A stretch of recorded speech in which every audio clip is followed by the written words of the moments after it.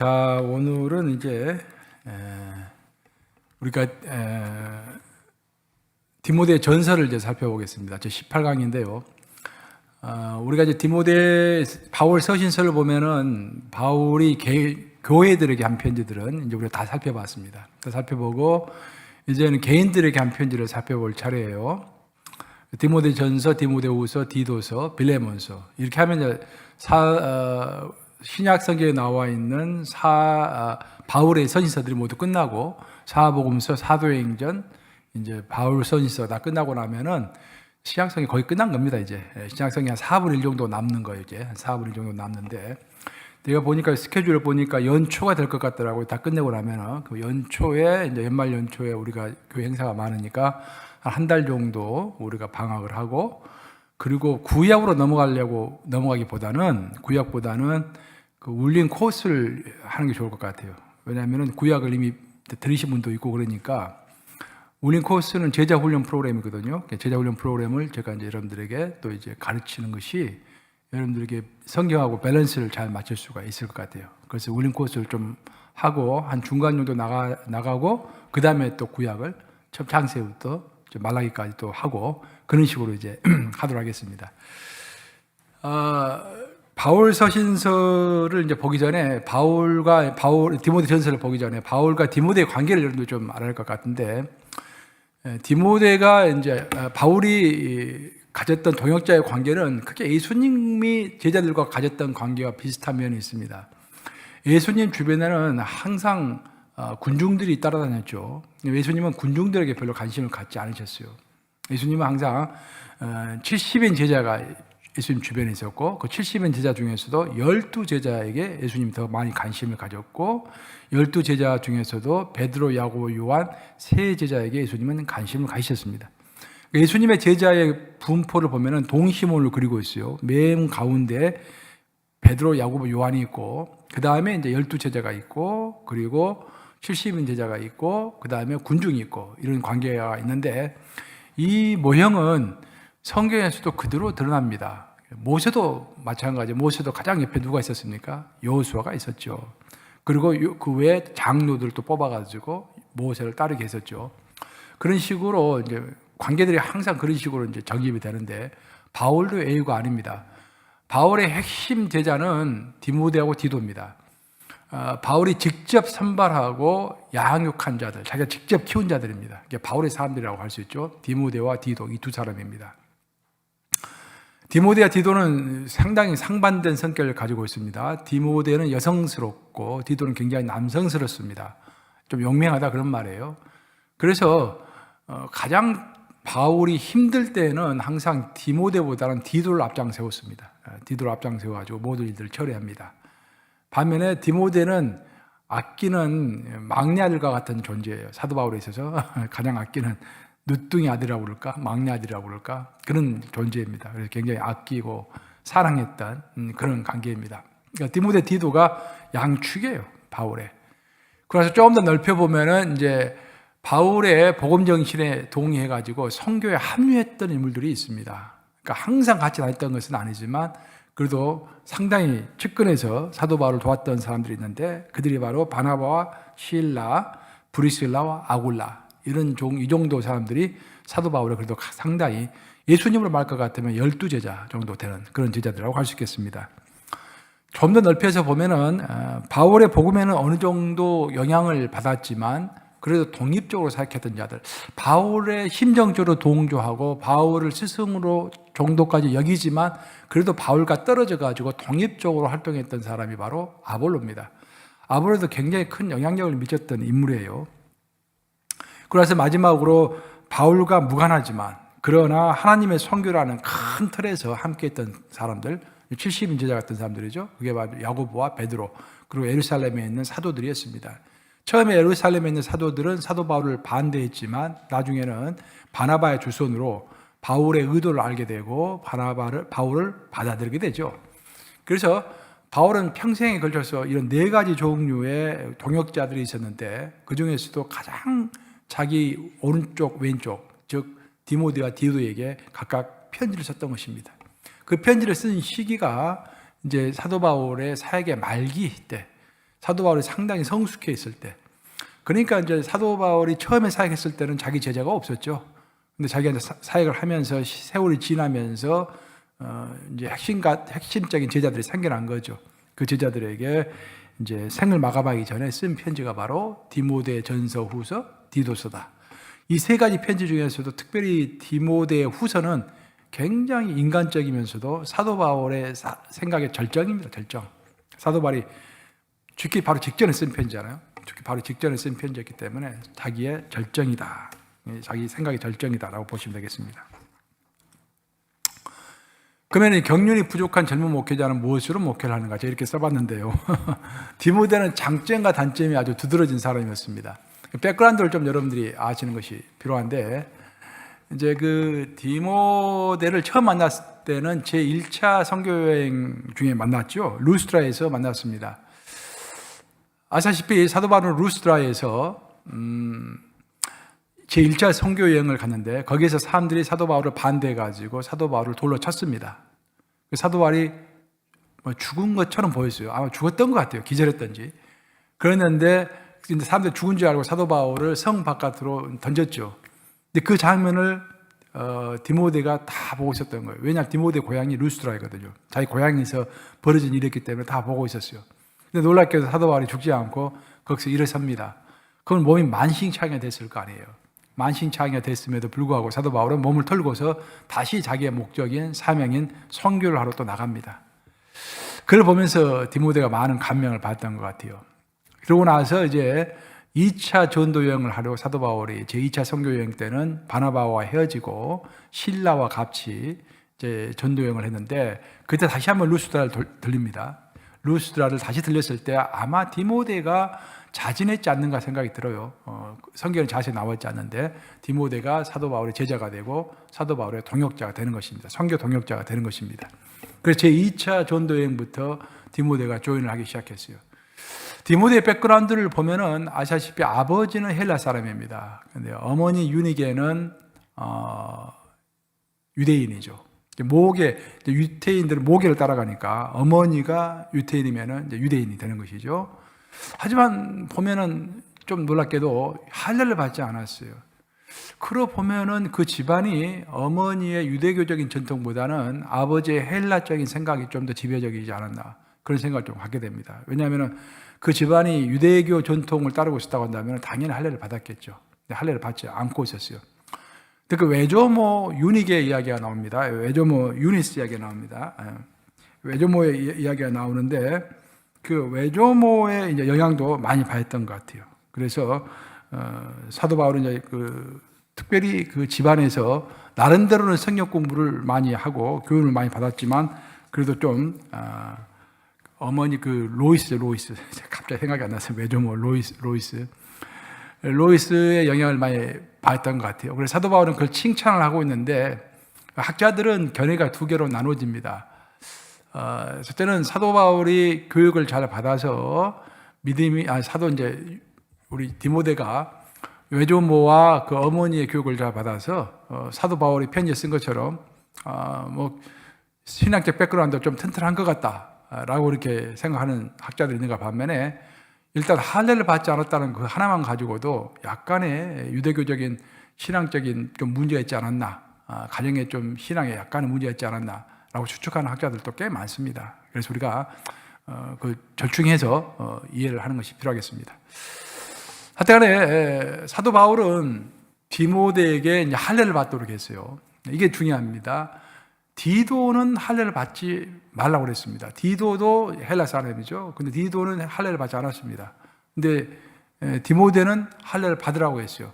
그 이유는 이제 크게 두 가지로 보는데, 첫째는 디모데가 어머니가 이제 유대 사람이니까 본인도 유대인이라고 칭할 수 있기 때문에 할례를 받는 것은 이제 얼마든지 할 수 있는 것이기 때문에 그것도 물론 이유가 되겠지만 사도 바울은 디모데를 처음 본 순간부터 이 디모데의 자질을 잘 알았던 것 같아요. 사람 보는 눈이 있었지 않겠습니까? 사도 바울은 디모데를 딱 보는 순간에 이 친구는 하나님의 나라에서 크게 사용될 사람이구나 라고 알았던 것 같아요.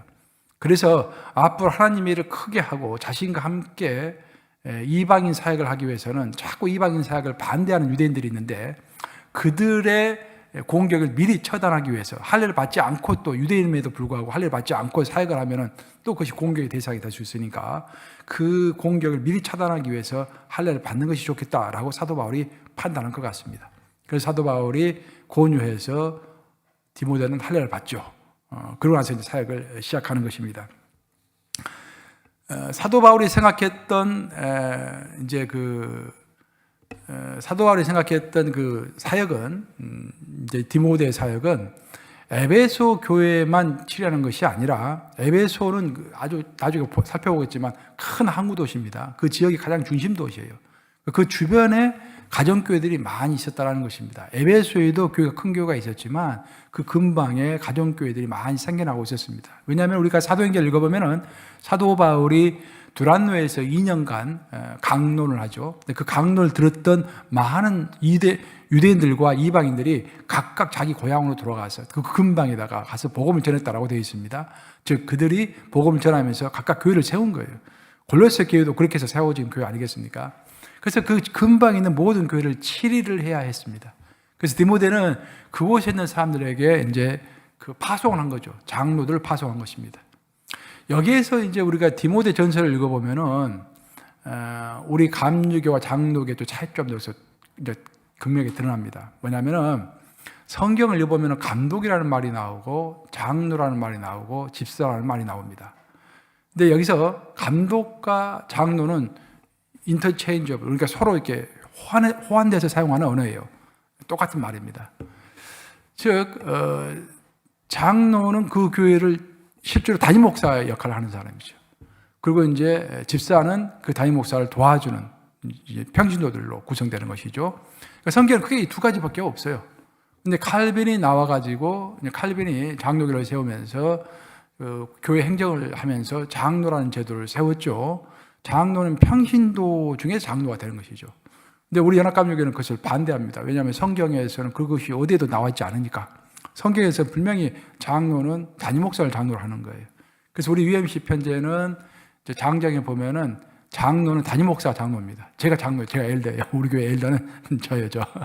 그리고 이제 우리 평신도 장로라고 이제 이렇게. 그래서 우리는 신령직이라고 그러죠. 우리는 신령직이라고 하죠. 신령직.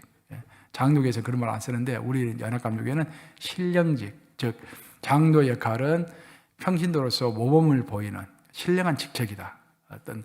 어떤 권한이 있는 것이 아니라 담임 목사를 도와서 이렇게 신령한 모범을 보이는, 그러니까 7 집사가 모범을 보였듯이 그런 집사 모범을 보이는 그런 자제다. 그 모든 이제 연원이 바로 디모데 전서에서 나오는 것입니다. 디모데 전서 나오고 또 이제 디모데 전서를 쭉 읽어보면은 뭐 다른 데서도 마찬가지지만 담임 목사를 청빙했다는 말이 그 어디에도 없어요. 성경을 보면은 담임 목사를 청빙했다는 말이 어디 있습니까? 전혀 없어요. 담임 목사를 임명했다라고 되어 있죠. 이제 바나바가 이제 디모데가 그 역할을 했던 거예요. 디모데가 그 근방에 있는 에베소 근방에 있는 교회들에게 장로들을 파송한 거죠. 담임 목사 이렇게 파송한 거죠. 그런 역할을 했습니다. 그래서 디모데 역할이 굉장히 컸다 이 말이죠. 근데 문제는 뭐냐면은 디모데에게 약점이 있었는데 디모데의 첫 번째 약점은 나이가 어리다라는 거예요. 오늘날에야 나이가 어린 것이 큰 문제가 되지 않지만 그 당시에는 유대교 같은 경우는 유대인들 같은 경우는 우리 한국과 비슷한 면이 참 많아요. 그 연장자 순입니다. 나이가 많은 것을 굉장히 중요하게 생각합니다. 그래서 사내들인 공예 멤버가 되려면 30세 이상이 되고 결혼을 한 사람만 그 멤버가 될 수 있다. 그런 조건들이 쭉 붙는단 말이에요. 그래서 디모데는 나이가 젊었을 뿐만 아니라 결혼도 하지 않았어요. 총각이에요. 그래서 영적 권위를 세우기가 상당히 힘들었단 말입니다. 그런 상황 가운데 있었습니다. 그래서 사도 바울이 어떻게 하면은 디모데의 영적 권위를 세워줄 것인가, 그걸 고민을 많이 한 거예요. 그래서 영적 권위를 너가 가지려면은 이렇게 해야 한다라고 쓴 편지가 바로 디모데 전서이다. 그래서 디모데 전서를 쉽게 이야기하면은 지도자 지침서라고 할 수 있습니다. 너가 영적인 권위를 가지려면은 어떻게 처신해야 한다. 그것은 내가 봤을 때 담임 목사뿐만 아니라 우리 교회 장로들이나 권사들이나 집사도 다 마찬가지입니다. 영적 권위를 이야기하는 것이죠. 세상적 권위가 아니라 영적인 권위를 어떻게 하면 우리가 가질 수 있고 어떻게 사용해야 할 것인지를 잘 설명하고 있는 책이 어찌 보면 굉장히 프랙티컬한 책이죠. 굉장히 실제적이고 실용적인 책이죠. 그리고 이제 디모데 또 약점은 뭐냐면은 굉장히 수줍음을 많이 탔다라는 말입니다. 그 당시에는 오늘날에는 이렇게 마이크가 있어가지고 제가 목소리를 높이지 않아도 여러분들 잘 들리잖아요, 이렇게 소리가. 근데 그 당시에는 마이크가 없었기 때문에 일단 목회자를 하려면은 목소리가 커야 했어요. 사도 바울의 약점도 그거였어요. 사도 바울의 약점이 목소리가 크지 못했어요. 목소리가 별로 좋지 못했습니다. 그 사람들이 사도 바울을 그걸 많이 이제 무시했죠. 그 사람이 사도 바울은 하지만 나는 글은 잘 쓴다 그 말을 하고 있지 않습니까? 그래서 사도 바울이 이제 사도 바울도 그렇고 디모데도 그렇고 수줍음을 많이 타가지고 대중 앞에서 말을 잘 못했던 것 같아요. 약점, 큰 약점을 가지고 있는 거예요. 거기다가 디모데 또 한 가지 약점이 있었는데 디모데는 햄릿처럼 누구죠? 셰익스피어가 쓴 햄릿처럼 그 우유부단했습니다. 굉장히 어떤 결단력이 좀 부족한 거예요. 굉장히 여성적이라고 볼 수 있습니다.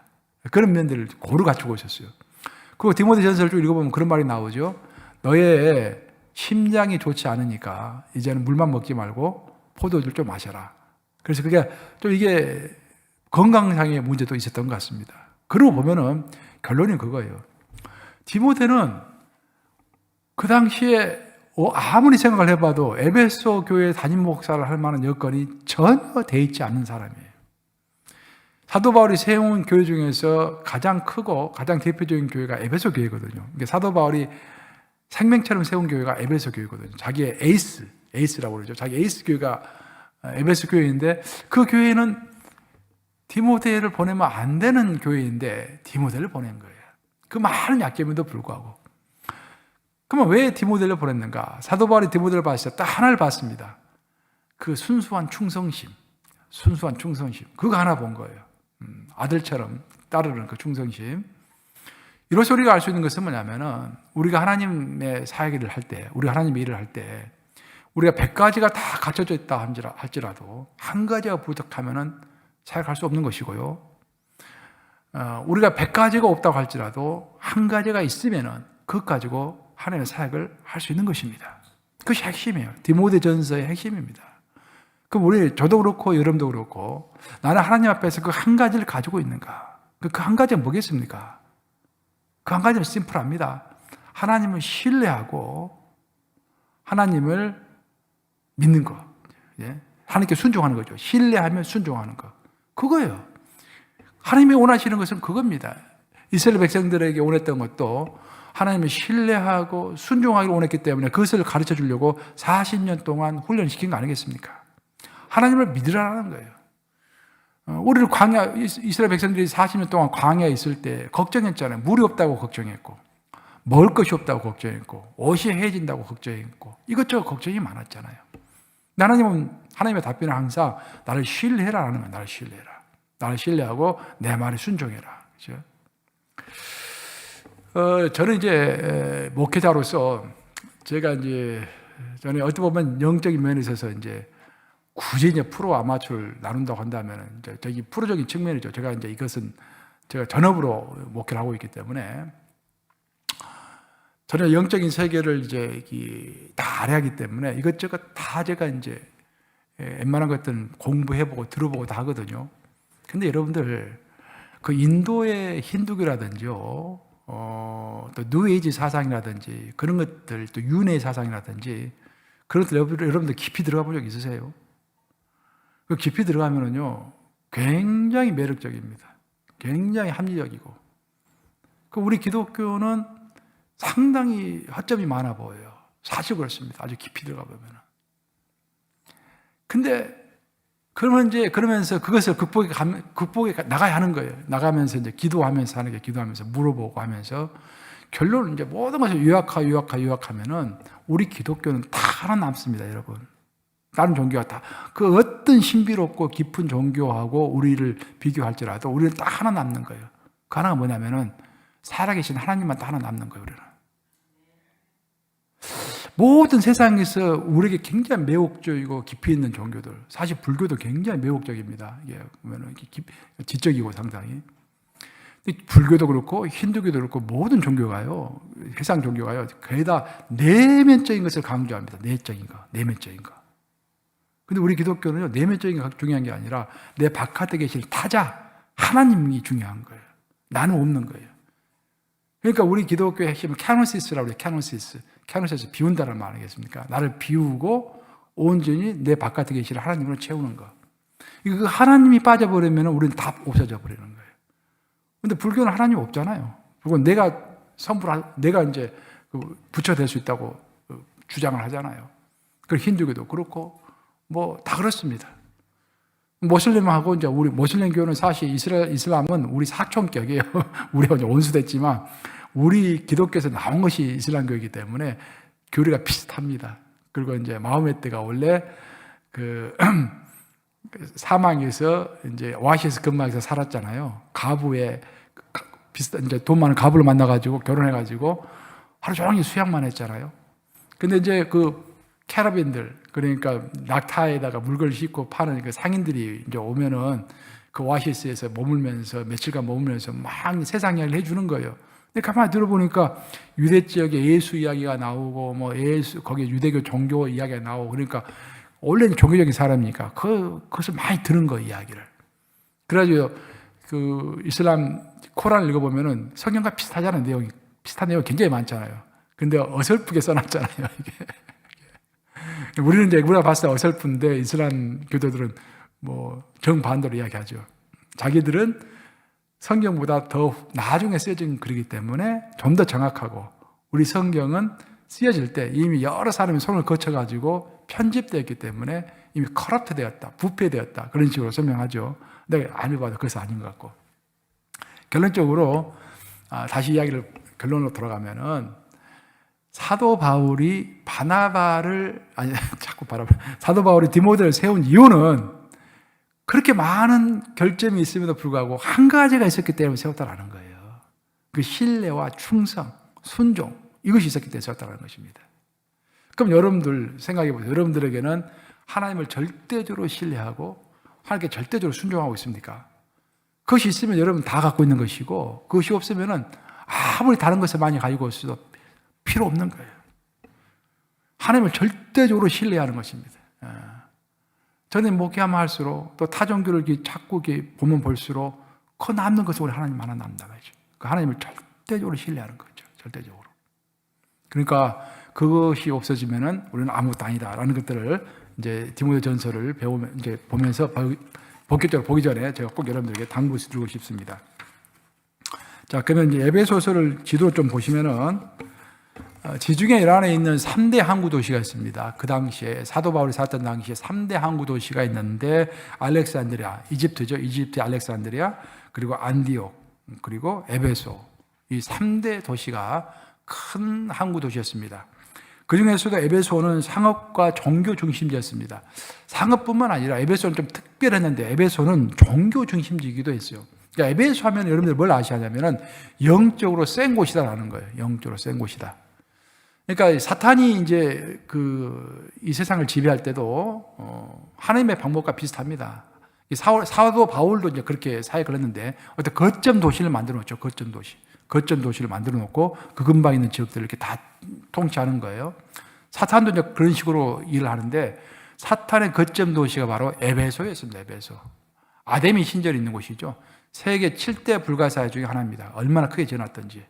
아데미 여신상이 있는 곳. 그래서 거기에는 마술이 많이 있었고 또 우상들이 아주 흥황했습니다. 사도 바울이 에베소에서 쫓겨난 이유도 왜 쫓겨났는지 기억하세요? 사도 바울이 에베소에서 두란노손을 만들어 놓고 한참 잘 나가고 있을 때 사도 바울 때문에 우상 조각 장사가 되지 않는 거예요. 우상을 조각으로 만들어가지고 팔았는데, 에베소에서 만든 조각은 그 근방에 있는 모든 도시들이 다 사갈 정도로 굉장히 부했다 이 말입니다. 많이 팔렸다 이 말입니다.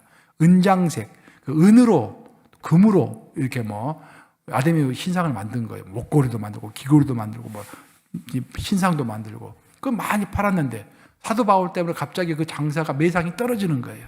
그래서 사도 바울을 은장색들이 연합해가지고 사도 바울을 쫓아낸 거죠, 에베소에서.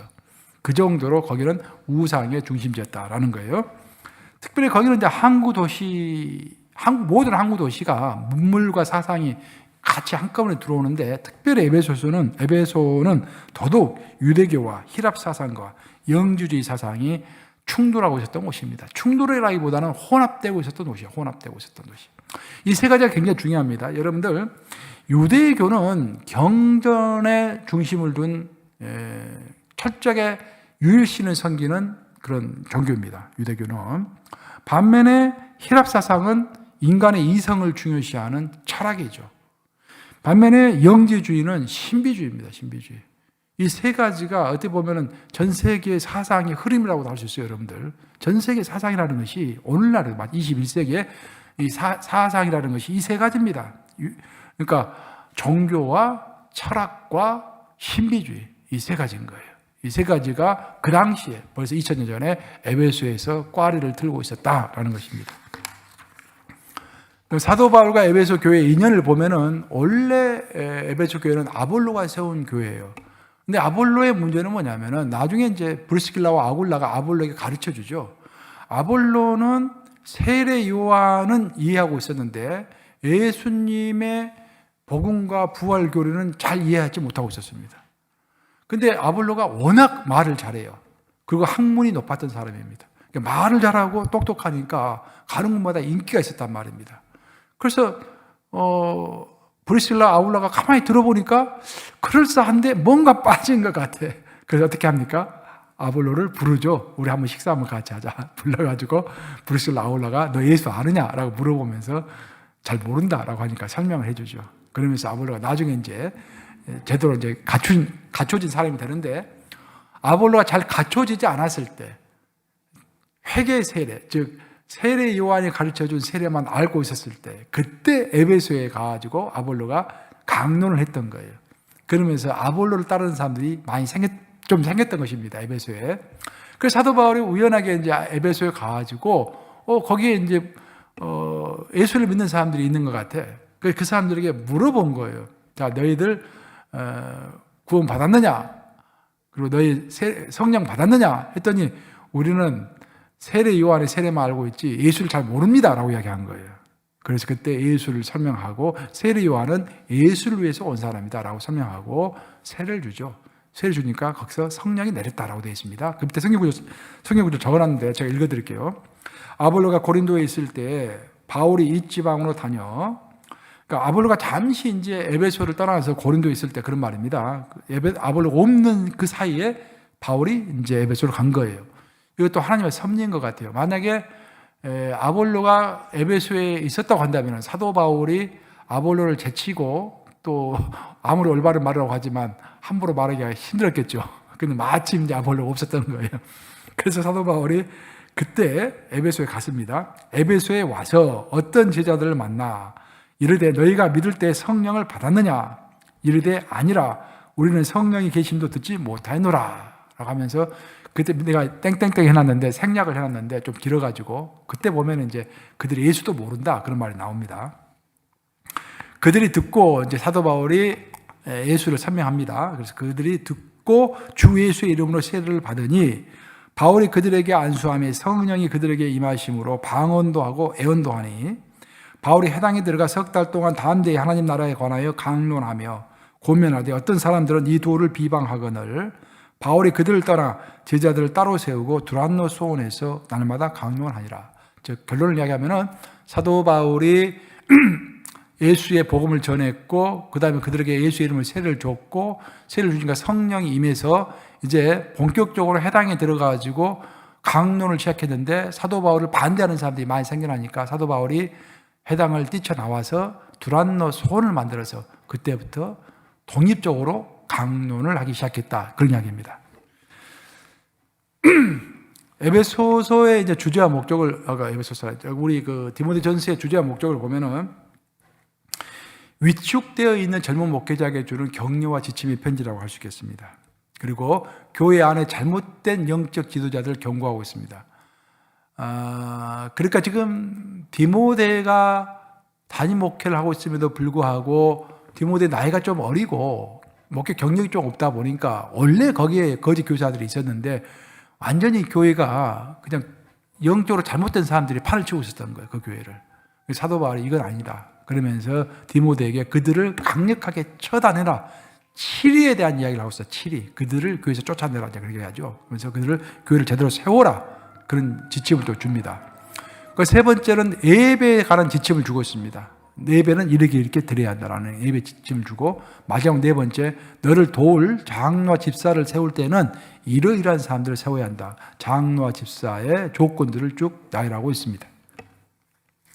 자, 핵심 단어와 구절 장을 보시면 핵심 단어는 지도자 지침서라고 볼 수 있고요. 핵심 구절 우리 한번 같이 읽겠습니다. 시작. 아들 디모데야, 내가 내게 이 교훈으로서 명하노니 전에 너를 지도한 예언을 따라 그것으로 선한 싸움을 싸우며 믿음과 착한 양심을 가지라. 어떤 이들은 이 양심을 버렸고 그 믿음의 관하에는 파선하였느니라 라고 되어 있습니다. 자, 여기서 사도 바울이 강조하고 있는 것은 선한 싸움을 강조하고 있습니다. 여러분 밑줄을 그었어요. 이것은 디모데 전서의 가장 핵심적인 단어 하나만 골라라 하면은 선한 싸움입니다. 선한 싸움. 우리는 예수 그리스도를 믿을 때 이미 conflict, 싸움 가운데 들어온 거예요. 예수님께서 그랬잖아요. 내가 너에게 평화를 주기 위해서 온 것이 아니라 너에게 분쟁을 주기 위해서 왔노라. 가족들이 서로 싸우고 이웃과 서로 싸우고. 왜? 예수의 이름을 위하여. 왜? 사탄은 예수를 반대해서 우리 주변의 사람들을 이용해서 우리를 반대하기 때문에. 그쵸? 우리가 그 모든 것을 극복하고 싸워야 할 이유는 그것이 선한 싸움이기 때문이다라는 거예요. 그래서 그 선한 싸움을 싸울 때는 두 가지를 꼭 지켜라. 첫째는 믿음이다. 두 번째는 착한 양심이다. 너가 이것을 지키지 않으면은 디모데 너는 내 수제자임에도 불구하고 어찌 보면 이 에베소 교회를 총 감독하고 있는 사람임에도 불구하고 너가 믿음과 착한 양심을 가지지 않으면은 어떤 이들처럼 그들이 파선할 수가 있다. 믿음에 있어서 파선하고 너가 넘어질 수가 있다. 그런 이야기를 하는 거예요. 그래서 믿음과 착한 양심을 가지라라고 이야기하고 있습니다.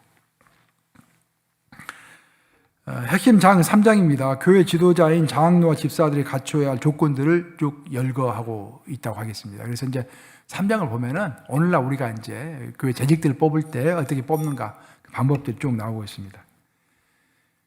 자, 교회를 지키는 3대 가치를 사도 바울이 설명하고 있는데, 교회는 세 가지로 이제 지켜진다라는 거예요. 이건 우리 모두에게 이제 해당되는 거니까 잘 들어보세요. 첫째는 교회는 진리의 말씀이 지킨다는 거예요. 교회는 진리의 말씀이 지킨다.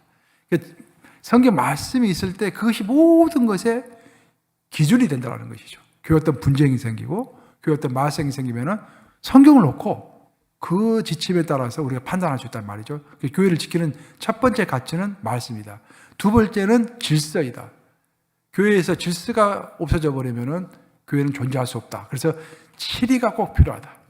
그 교회는 직분자가 꼭 필요하다. 왜? 목사 혼자 일할 수 없기 때문에. 직분자들이 목사를 도와줘야 하기 때문에.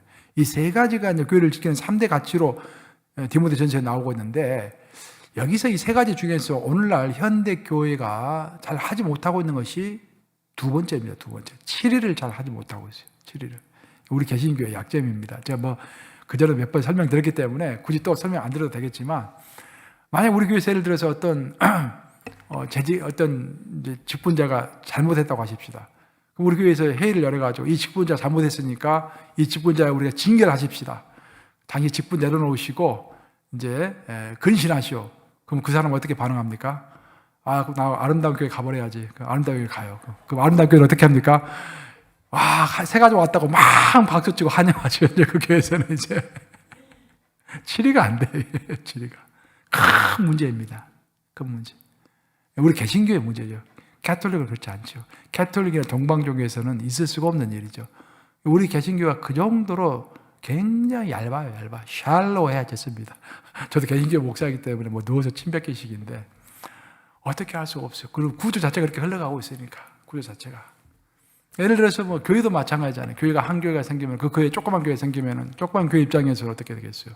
어떻게 해서 한 명의 성도라도 수단과 방법을 가리지 않고 일단 성도가 와야 교회가 유지가 될 거 아니에요. 그렇죠? 그러니까 하나님의 나라 전체적인 관점에서 생각해 볼 수 있는 마음의 여유가 없는 거예요. 마음의 여유가. 그러니까 예를 들어서 이제 가톨릭 같은 경우는 사제를 막 배출하지 않고 성도 수에 따라서 사제를 배출하잖아요. 그러니까 항상 사제가 부족해요, 캐톨릭은. 근데 개신교는 정반대예요. 항상 목사 수가 많아. 성도 수보다 너무너무 많아. 캐톨릭을 내가 들어보니까 사제 한 명당 성도가 거의 500명 가까이 된다고 그러더라고요. 이게. 그 정도 사제가 부족하다고 그래요. 우리 개신교는 목사 한 명당 거의 한 20명 정도? 그것도 더 적을지도 몰라요. 막 그렇게 돼요. 목사 수가 이렇게 아주. 그래서 그런 문제들이 좀 있다 이 말입니다. 그래서 3대 가치는 진리와 질서와 직분이다. 근데 뭐 그런 것들은 표면적으로 드러나는 것이고요. 사실 우리 개신교가 더 가장 중요한 것은 우리 개신교가 믿는 바가 올바른 것입니다. 캐톨릭에 비해서 우리가 내가 뭐 이야기하지만 구원의 교리라든지 그런 것들 가장 중요한 것들이잖아요. 그 핵심은 또 우리가 붙잡고 있으니까 우리가 좋은 것은 꼭 붙잡고 나쁜 것을 개선하면 되는 거예요. 개선하면. 영적 지도자 3대 의무가 나오고 있습니다. 영적 지도자 3대 의무가 나오고 있는데 디모데전서 전체를 살펴보면은 첫째는 이제 그 뒤에 밑에 성경 구절 디모데전서 4장 13절 한번 같이 읽어볼까요? 시작. 내가 이럴 때까지 읽는 것과 고난하는 것과 가르치는 것에 전념하라. 사도 바울이 디모데에게 명확하게 지침을 줍니다. 너는 이 세 가지를 꼭 놓치지 말고 해라. 그럼 그 목사가 뭘 놓치지 말고 해야 하느냐? 이제 디모데는 목사니까 그리고 또 넓게 이야기해 보면은 우리 교회 장로님들, 권사님들, 집사님들, 우리 교회 자식들 이야기하는 거예요. 첫째는 읽는 것. 첫째 이제 성경을 읽어라 그 말이죠. 끊임없이 성경을 읽으라는 거죠. 어떤 분들은 목사님 저는 처음 창세부터 요한계시록까지 제가 젊었을 때 전부 다 한번 읽어본 사람입니다. 그럼 제가 할 말이 없습니다. 그 어떤 사람도 그렇게 이야기하는 거예요. 목사님, 저는 창세기를 다 이미 들었기 때문에 수요일에 나올 필요 없어요. 저는 통맥을 옛날에 한번 다 들었기 때문에 나올 필요 없습니다. 그러면 어떻게 되는 겁니까, 여러분? 성경을 한번 읽으면 더 이상 들을 필요가 없습니까? 통맥을 한번 들으면 더 이상 들을 필요 없는 건가요? 아니죠. 저는 통맥을 수십 번 했어도 지금도 오늘도 준비하면서도 오늘 하루 종일 준비했어요, 제가 오늘. 물론 파워포인트 만드는데 시간이 많이 들어서 그렇지만 굉장히 새로워요, 여러분. 읽으면 읽을수록. 또 이렇게 우리 반복해야 돼요, 반복하지 않으면은요. 저도 이제 미국에 와서 이제 학생들 좀 가르쳤잖아요. 그렇게 강조해서 이야기해도요, 와, 대학생들도 마찬가지예요. 대학생들 머리가 한참 돌 때인데도 다 잊어버려요. 반복밖에 방법이 없어요. 더 좋은 방법은 시험을 봐야 돼. 시험을 봐야 이제 그래 머릿속에 남는 거예요. 시험 보지 않으면요 머릿속에 남는 게 아무것도 없습니다. 아무리 공부해도. 그러니까 한 번 했다 해가지고 끝난 것이 아니다 그 말이에요. 그래서 성경을 읽는 것, 끊임없이 읽는 것. 두 번째는 고난하는 것. 이 고난하는 것이라는 그 히브리 여기 헬라어 단어를 여러 가지로 해석하는데 어떤 성경은 프리칭이라고 설명돼서 설교라고 되어 있고 어떤 사람은 엑설테이션 그러니까 권면하는 것으로 되어 있어요. 카운셀링 비슷한 걸로 되어 있어요. 뭐 둘 중에 뭐 어느 것이든지 다 해당되는데 이제 우리가 읽는 한글 성경은 컨설테이션식으로 번역을 해놨어요. 권하는 것. 그러니까 읽고 성도들 권하고 가르치는 것. 이것이 목사의 가장 큰 의무다라는 거예요. 그러니까 목사는 사도 바울이 이제 디모데전서뿐만 아니라 디도서에서 나오는데 사도 바울에 따르면은 목사의 첫 번째 조건은 잘 읽어가지고 잘 가르치는 것입니다. 목사는 가르치는 사람이다. 우리 UMC도 이제 목사 교육받을 때 목사는 가르치는 사람이다. 첫째는 가르침을 잘 해야 한다. 가르친다는 것이 설교로도 가르치고 이렇게 이제 강의로도 가르치고 하는 거. 그걸 잘 가르치려면은 끊임없이 성경을 읽어야 한다. 성경 읽을 뿐만 아니라 이 세상이 돌아가는 것도 알아야 한다. 그런 말이죠. 그러니까 여러분들도 마찬가지예요. 교회는 이 신약 시대는 사실 전문적인 목사라는 것이 없습니다. 그 말은 무슨 말이냐면은 신약 시대에 오면은 모두가 다 제사장이에요. 저나 여러분은 똑같은 제사장이에요, 제사장들. 우리가 지금 현재는 기능만, 펑션만 좀 나눠가지고 누군가는 책임을 져야 하기 때문에 이제 풀타임으로 담임 목사를 뒀지만 원래 신약 시대 정신은 모든 사람이 다 가르쳐야 하는 거예요. 모든 사람이. 여러분들도 다른 사람들을 가르치고 비성숙한 사람들을 성숙한 자로 이끌 수 있어야 한다 이 말이에요. 그렇죠? 그런 면에 있어서 읽는 것, 고난하는 것, 가르치는 것 이 3대 의무를 사도 바울은 제시하고 있습니다. 그럼 영적 지도자의 태도는 어때야 하는가? 저는 이것이 참 중요하다 생각하는데, 밑에 성경 구절부터 같이 한번 읽어보겠습니다. 디모데전서 4장 14절부터 16절 함께 읽습니다. 시작. 내 속에 있는 은사 곧 장로의 해에서 안수받을 때에 예언을 통하여 받은 것을 가볍게 여기지 말며 이 모든 일에 전심전력하여 너의 성숙함을 모든 사람에게 나타나게 하라. 내가 내 자신과 가르침을 살펴 이 일을 계속하라. 이것을 행함으로 내 자신과 내가 듣는 자를 구원하리라 라고 되어 있습니다.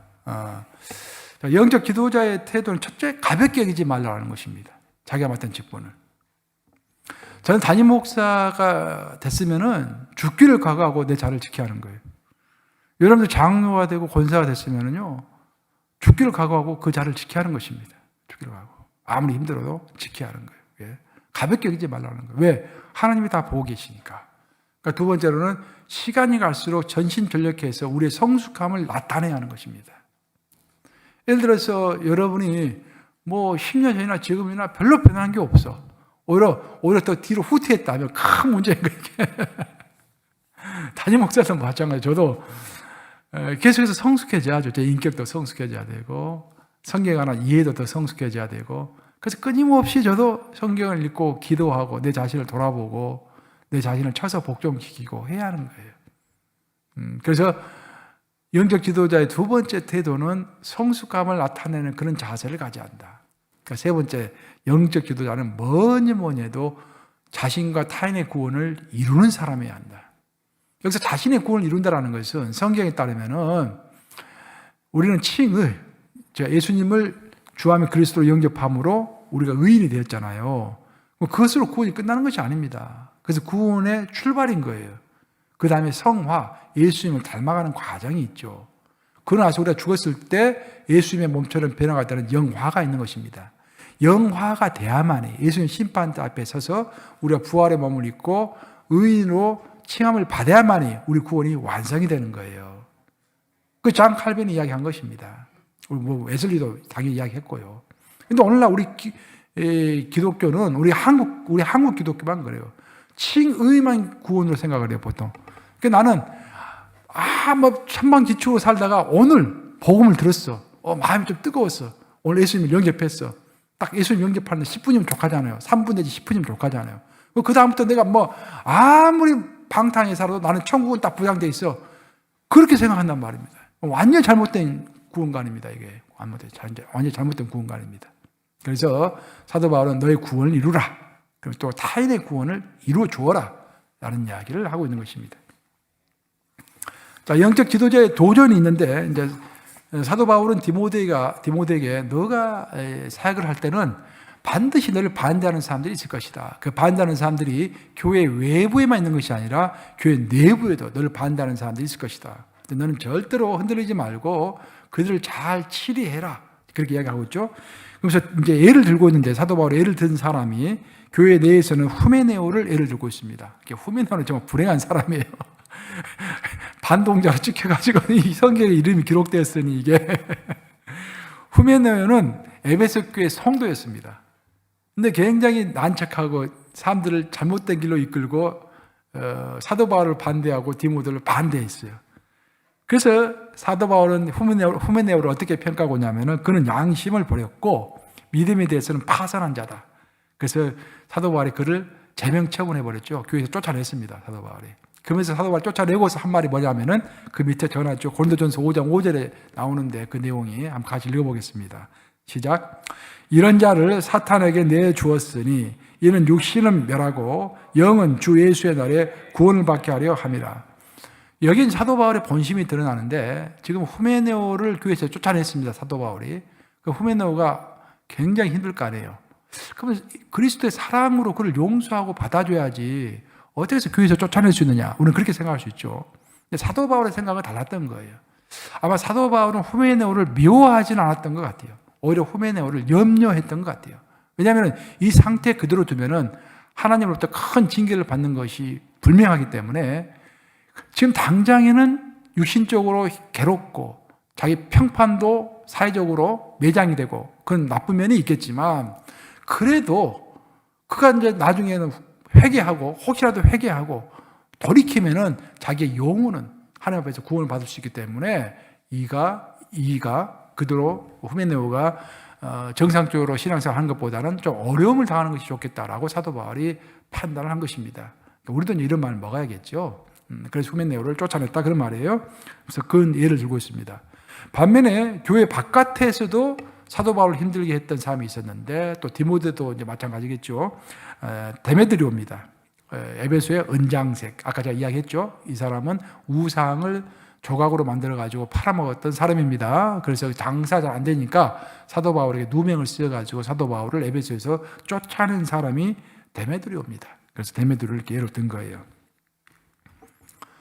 그러면 디모데전서의 성경 전체에서의 기여를 보면은 디도서와 아울러서 교회 안의 지도력과 조직에 대해서 성경에서 가장 세심하게 방향을 제시하고 있는 책입니다. 그러니까 교회 조직을 어떻게 만들어야 할까, 교회 행정을 어떻게 해야 할까라고 한다면은 그 지침이 되는 책이 바로 디모데전서이다. 특별히 디모데전서는요 목사들을 위한 책이라고 볼 수 있어요. 그리고 이제 좀 더 넓게 보면은 장로와 권사 정도 이렇게 교회 중직들 꼭 읽어야 할 책이 바로 디모데전서이다라고 보시면 되겠습니다. 마지막으로 디모세라고 그랬네. 디모데전서를 한눈에 보면은 디모데전서는 크게 이제 6장으로 구성되었는데 5가지 내용을 담고 있습니다. 첫째는 교리에 관한 언급을 하고 있어요. 즉 잘못된 교리를 지적하고 있습니다. 사도 바울이. 그러면서 예배를 어떻게 드려야 할 것인지 예배를 설명하고 있고, 그 다음에 거짓 선생들을 어떻게 치료해야 할 것인지 그들을 교회에서 쫓아내라 라고 이야기하고 있죠. 그렇게 이야기하고 있고, 그 다음에 교회의 치리, 전체적인 치리, 즉 특별히 이제 과부들과 장로들을 담임 목사가 어떻게 대해야 할 것인지를 설명하고 있습니다. 그 부분을 쭉 설명하고 있어요. 마지막에 목회 동기에 대해서 설명하고 있습니다. 저는 이제 마지막 목회 동기, 이것이 저 개인적으로는 굉장히 좀 감명이 깊어요. 읽을 때마다 어떤 동기로 목회를 해야 하는 것인지. 목사가 돈을 벌기 위해서 목회하는 것은 아니지 않습니까? 그럼 어떻게 하면은 목사가 자기 역할을 제대로 하고 짠맛을 잃어버려가지고 거리에 버려진 그런 소금이 되지 않기 위해서 어떻게 자기 동기를 유지하면서 목회를 해나갈 것인지, 그 목회 태도에 대해서 사도 바울이 명확하게 설명하고 있습니다. 그래서 굉장히 도움이 많이 돼요. 특별히 이제 사도 바울이 디모데에게 했던 이야기를 아까 우리 함께 살펴보았지만 한 가지만 우리가 기억해도 될 것 같아요. 가볍게 여기지 말라. 너가 맡은 직분을 가볍게 여기지 말라. 첫째는 너의 구원도 가볍게 여기지 말고, 하나님 안에서 너가 맡은 직책도 가볍게 여기지 말고, 세상에서 너가 지금 현재 하나님을 위해서 하고 있는 일도 가볍게 여기지 말라. 명심하시면서 훌륭한 디모데와 같은 영적 기도자 되시기를 우리 주님의 이름으로 축원합니다. 기도하시겠습니다. 좋으신 아버지 감사합니다. 디모데전서를 통하여서 우리가 어떤 태도로 사역을 하고 어떤 태도로 하나님의 일을 해야 할 것인지 가르쳐 주시니 감사합니다. 우리가 맡은 직분이 어떤 것이 됐든지 가볍게 여기지 말게 해 주시고 아버지 주 앞에서 정말 매일 또 매 순간 영적 진보를 나타내는 저희들 다 될 수 있도록 인도해 주시고, 주님께 저희들에게 맡겨진 가장 중요한 일, 내 자신에게 복음을 전하고 타인에게 복음을 전하고, 그래서 복음의 완성에 이를 수 있도록 노력하는 것, 그런 일에 게을리하지 않도록 우리의 삶을 이끌어 주시옵소서. 특별히 뉴욕 감리교회 간절히 기도합니다. 아버지, 이 교회는 디모데와 디도와 같은 많은 영적 제자들이 배출되는 그런 교회 되기를 소원하고 원합니다. 아버지, 도와주시옵소서. 그리고 동서남북에서 영적 제자들이 많이 모여서 함께 힘을 합하여 누구의 영적 귀를 바꾸는 놀라운 역사에 하여 주시옵소서. 주께 온전히 탁드려오며 예수 그리스도를 받들어 기도합니다. 아멘.